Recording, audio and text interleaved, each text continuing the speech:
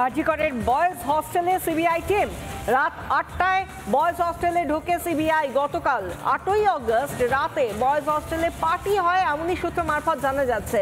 সেই পার্টি বা সেই দিন কি হয়েছিল তারই তদন্তে আরজি করের বয়েজ হস্টেলের সিবিআই, এমনটাই সূত্র মারফত জানা যাচ্ছে। বয়েজ হস্টেল থেকে অ্যাডমিনিস্ট্রেটিভ বিল্ডিং এ যায় সিবিআই।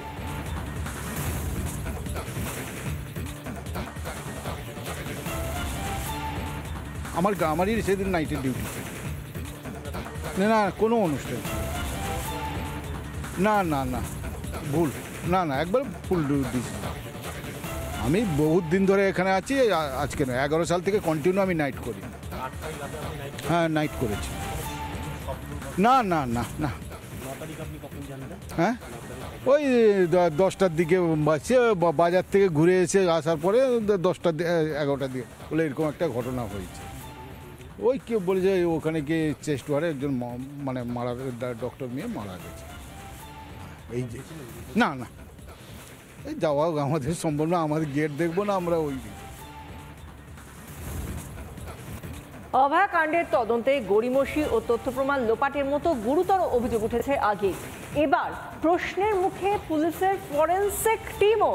তদন্তের সময় ফরেনসিক টিমে 2 সিভিক ভলান্টিয়ার থাকার অভিযোগ, যা নিয়ে নতুন করে তৈরি হয়েছে বিতর্ক।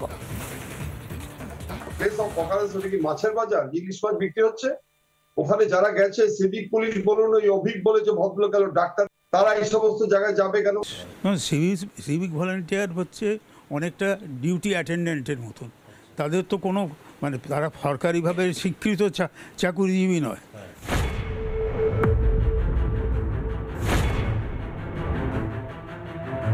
অভয়াকাণ্ডে পুলিশের গাফিলতির তালিকা ক্রমেই বাড়ছে।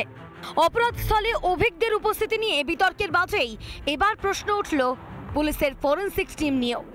অভিযোগ 9ই অগস্ট আরজি করে আসা কলকাতা পুলিশের ফরেনসিক টিমে ছিলেন 2 সিভিক ভলান্টিয়ারও।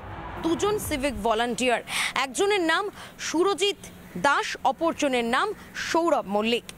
সেমিনার রুমের ভিতরে ফরেনসিক টিম হিসেবে এই সিভিক ভলান্টিয়ার 2 জন কি করছিলেন সেই বিষয়ে ইতিমধ্যেই প্রশ্নচিহ্ন উঠতে শুরু করেছে। ফরেনসিক টিমে ছিলেন টক্সিকোলজিস্ট সনৎ সাহা এবং সায়েন্টিফিক অ্যাসিস্ট্যান্ট গৌতম বসুও। বিতর্ক তৈরি হয়েছে এই 2 জনকে নিয়েও। যাদের দরকার পড়ে এই নমুনা সংগ্রহের জন্য তারা হচ্ছেন বায়োলজিস্ট। এই টক্সিকোলজিস্ট সনৎ সাহার 5 বছরের ক্র্যাশ কোর্স করা ছিল, কিন্তু গৌতম বসু অর্থাৎ সায়েন্টিফিক অ্যাসিস্ট্যান্ট তার কিন্তু কোনো রকম ক্রাইম সিনের কোর্স করা কমপ্লিট ছিল না। অভয়া খুনের দিন কেন সেখানে কোনো বায়োলজিস্ট পৌঁছলো না? অভয়া খুনের তদন্তে কি ন্যূনতম গাইডলাইনও মানেনি কলকাতা পুলিশ?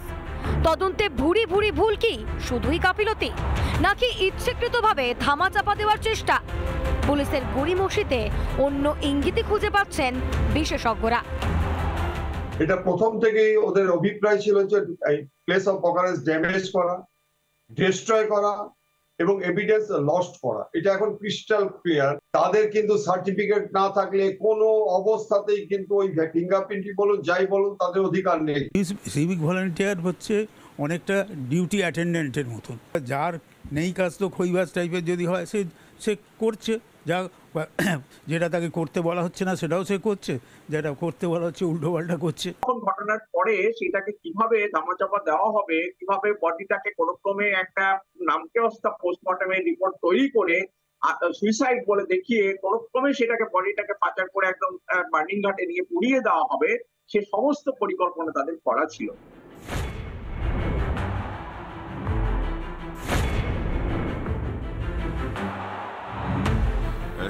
মানে আইএএস আইপিএসদেরকে সরিয়ে দিয়ে তাদের সেই কাজগুলো সিভিকদের দিয়ে করানো হবে কিনা জানি না। এবং শাসক দলের নেতা মন্ত্রীরা যত অপকর্ম এই সিভিকদেরকে সামনে রেখে করাচ্ছে। প্রশাসনের চোখ খুলবে, প্রশাসন তো এগুলো লালন পালন করছে, তাদের চোখ তো খোলার দরকার নেই, তার চোখ খুলেই তো করছে। প্রশাসনের দৃষ্টিভঙ্গিটা পাল্টাবার জন্যই এই তীব্র লড়াই, এই লড়াইয়ের তীব্রতা বাড়াতে হবে। কখনো সেমিনার রুমে সন্দীপ ঘনিষ্ঠদের দাপাদাপি, কখনো আবার ফরেনসিক বিশেষজ্ঞদের জায়গায় অভিজ্ঞদের ও সিভিকদের উপস্থিতি। অভয়াকাণ্ডে পুলিশি তদন্তের কঙ্কালসার দশা ক্রমশ বেআব্রু হয়ে পড়ছে। তদন্তের নামে এভাবে ছিনিমিনি খেলা হলো কার স্বার্থে? রিপাবলিক বাংলা।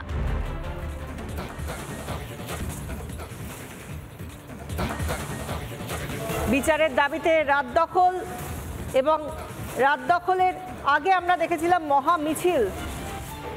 সেই মহা মিছিলে সাধারণ মানুষ, নাগরিক সমাজ তারা এসেছিলেন এবং সেই সঙ্গে শিল্পীরাও এসেছিলেন।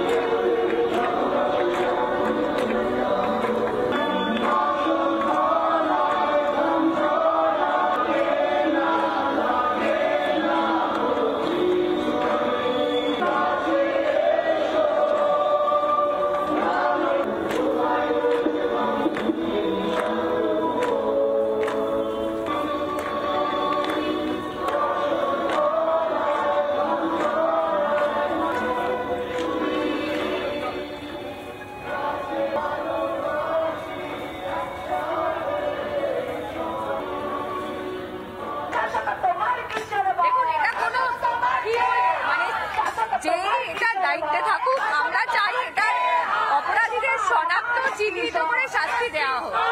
এটা কোন রকম মানে কোনোভাবে যেন আমরা ওটা ভুলবো না। আমরা রাজপথেই আছি এবং আমরা চাই এমন না যে কালকে আমরা ভুলে যাব জিনিসটার একটা বিহিত আমরা চাই, কারণ না হলে আমরা অসুরক্ষিত বোধ করি।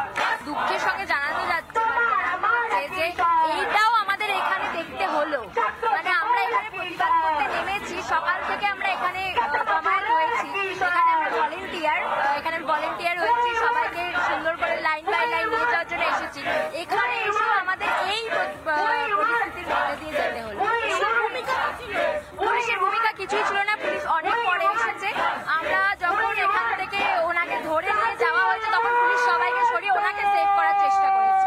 পুলিশের ভূমিকা সেরকম কিছুই ছিল না। এরকম একটা ঘটনা এই মিছিলের মতো ঘটতে পারে, যেখানে আমরা জাস্টিস চাইতে এসেছি একটি মেয়ের জন্য, সেখানে আরেকটি মেয়ে সেই মিছিলের পেছনে এরকম একটা ঘটনা ঘটছে। এটা দুঃখজনক এবং আরো বেশি দুঃখজনক যখন আমাদের প্রশাসনকে আমরা যেখানে আমাদের প্রশাসন, আমাদের রক্ষক, যেখানে রক্ষক বলা হয়ে থাকে, সেই রক্ষকের হাতে যখন দেওয়া হয় তখন তখন রক্ষক আমাদেরকে আটকে তাকে গার্ড করে সরিয়ে দেওয়ার চেষ্টা করে।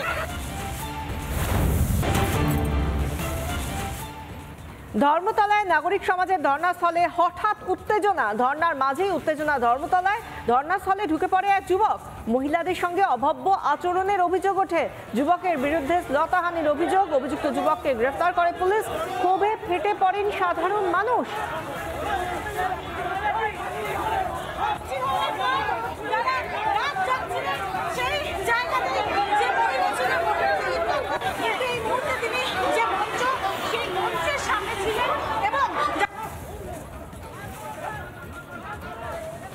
যেখানে মহিলারা রাত জাগছেন মহিলাদের সুরক্ষার জন্য, সেখানেই মহিলাদের সুরক্ষা, এতজন মহিলা যেখানে রয়েছেন বা এতজন মানুষ যেখানে রয়েছেন, সেখানে ঢুকে পড়ে মদ্যপ অবস্থায় অভব্য আচরণ মহিলাদের সঙ্গেই। সেই জায়গা থেকে পুলিশ তাকে গ্রেফতার করেছে, সেই ছবি আমরা দেখতে পেলাম।